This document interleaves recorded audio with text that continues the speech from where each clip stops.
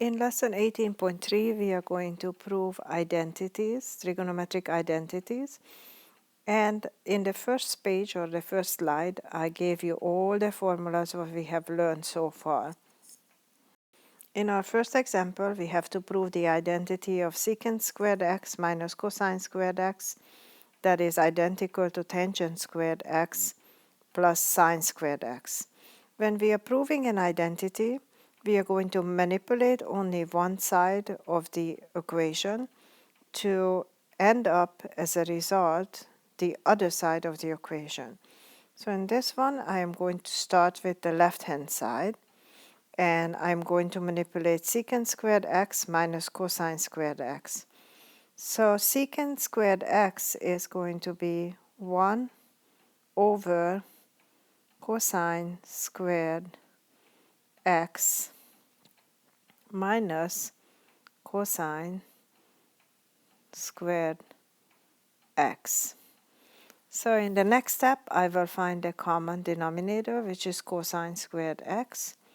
So I will have 1 minus cosine squared x times cosine squared x over cosine squared x. So in the next step, I rewrite it as 1 minus cosine to the fourth x over cosine squared x. So if I keep simplifying this, I get 1 plus cosine squared x times 1 minus cosine squared x over cosine squared x. When I look at 1 minus cosine squared x, that's a Pythagorean identity, and that will equal to, this part right here will equal to sine squared x, since sine squared x plus cosine squared x equals 1. So now I can say 1 plus cosine squared x times sine squared x over cosine squared x.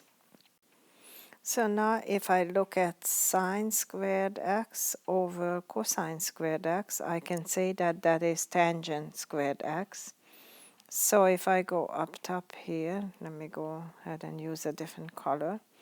I will get 1 plus cosine squared x times tangent squared x. Now I am going to distribute tangent squared x, so I will get tangent squared x plus cosine squared x times tangent squared x.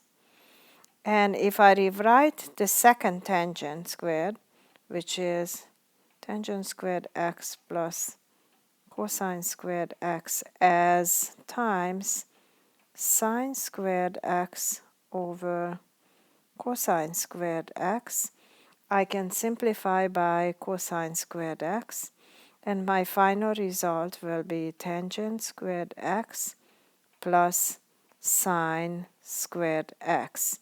And this is what I was looking for to get on the right hand side of the equation, tangent squared x plus sine squared x. So again, I manipulated the left hand side until I had a result which was the same as the right hand side. The next example, we need to prove the identity of cosine x minus sine x to the second power equals 1 minus or equivalent to 1 minus sine 2x. So again, I'm going to start with my one side. I can either start with the left side or the right side. So I choose to start with the left side. So I have cosine x minus sine x to the second power. I'm going to expand that and get cosine squared x minus 2 times sine x times cosine x plus sine x to the second power. So now I'm going to rewrite it as sine squared x plus cosine squared x minus 2 times sine x times cosine x. And I rewrote it this way. I just grouped together sine squared and cosine squared because I know that this is a Pythagorean identity. So this will just give me 1. And then I write the rest of the expression, 2 times sine x cosine x. And I know that 2 times sine x and cosine x is equivalent to sine 2x. So this will give me 1 minus sine 2x. So I ended up getting the right-hand side of the equation. On my last example, I have to prove the identity of cosine to the 4th x minus sine to the 4th x equals cosine 2x. So what I'm going to do is I'm going to start with the left-hand side again.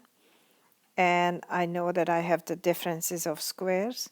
So I'm going to write cosine squared x minus sine squared x times cosine squared x plus sine squared x.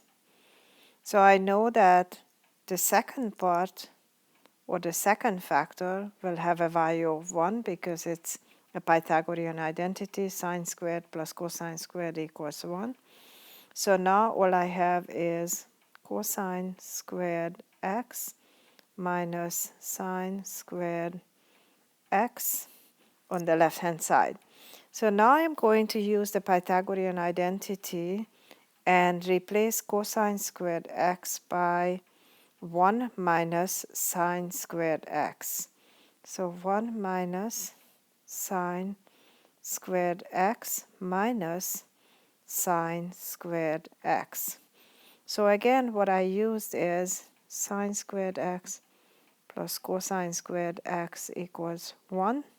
So if I solve this for cosine squared x, I will get 1 minus sine squared x. And that's what I replaced here cosine squared x by. So now what I have, if I simplify, is 1 minus 2 times sine squared x, which expression is equivalent to cosine 2x. So again, I was able to prove the right-hand side of the identity.